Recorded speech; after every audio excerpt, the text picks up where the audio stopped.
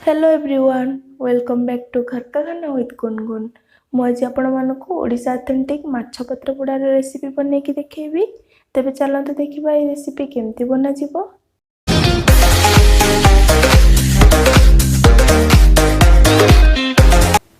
मुझे माछ पत्र पोड़ा बनवाई रोही माछ नहीं आप जेकोसी माछ नहीं पारे भल भाव धोई देती से जो मैरिनेशन बेले मसला देवा से 3 बड़ चामच सोरिष नहीं गोटे चामच जीरा दे दूची 2टा शुखला लंका दूची आ 5 ରୁ 6टी रसुण कोला दूची से अल्प टिके पानी देकी मिनिमम अध घंटा पर्यंत सोक होगा छाड़देवा। आम गोटे स्मूथ पेस्ट बनवा ये तापर आम जो माछ को धोईकी रखते से गोटे छोटे चामच हल्दी दे दूची गोटे छोटे चामच लंका गुंडा दे दूची आप टेस्ट अनुसार कम बेसी करेंगे। तापर जो मस्टार्ड पेस्ट बनईकी रखते से 3 बड़ चामच दे दूची से 4टी कंचा लंका मझीर टिके चिरिकी दे दूची गोटे मीडियम साइज टमाटो को चुनी चुनी कर काटिकी देउची आ गोटे मीडियम साइज पियाज को भी चुनी चुनी कर काटिकी देइची 5 ରୁ 6टी रसुण कोला देइची भल फ्लेवर पाई 2 बड़ चामच कंचा सोरिष तेल देउची आ ये हाफ चामच लेंबूर रस देउची टिके टैंगी फ्लेवर पाई स्वाद अनुसार लुण दबा आ भल भाव सबको मिक्स कर दबा।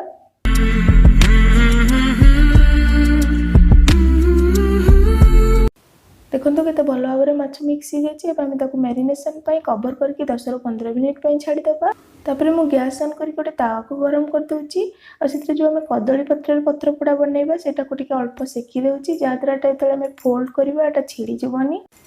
देखो सब कदली पत्र को आम ये भाव ही करवा केते नरम हो जाउची।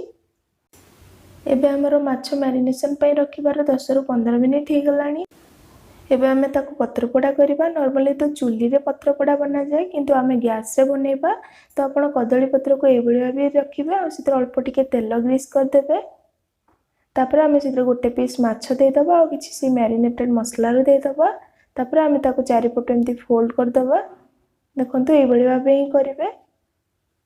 तापर आमे जतले बेक करबा न बाहरी जिबा पे आमे गोटे सूतारे ताको चारिपट एमती भल भाबरे बांधी दबा।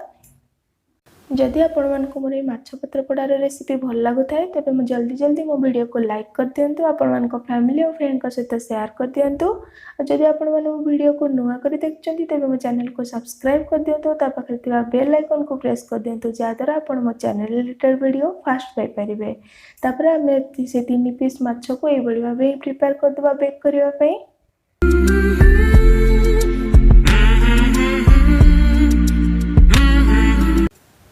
एबे मु गैस ऑन कर दूची और गैस रे गोटे तावा को गरम कर दूची। तावार बेसटा टिके मोटा थिबा दरकार जहाँद्वारा ये पत्र पोड़ाटा भल से ही पारिबो और से मु गोटे चामच तेल दे दूची और ताको भल भाव रे तावा रे स्प्रेड कर दूची।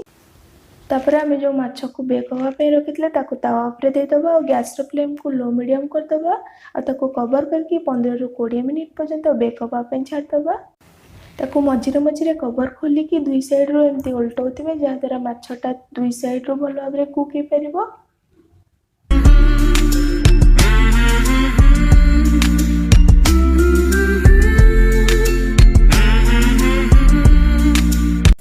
देखो ये माछ को से जाए बेक करेंगे जे जाए आपको जो प्रेस कला बेले जो पानी से बाहर सेटा सुखी न जाइछि।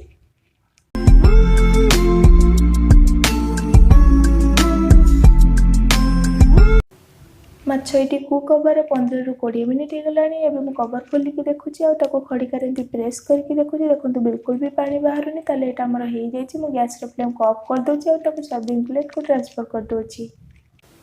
सही भली भाबे आमे आरो माछ पीसटी को भी बनइबा।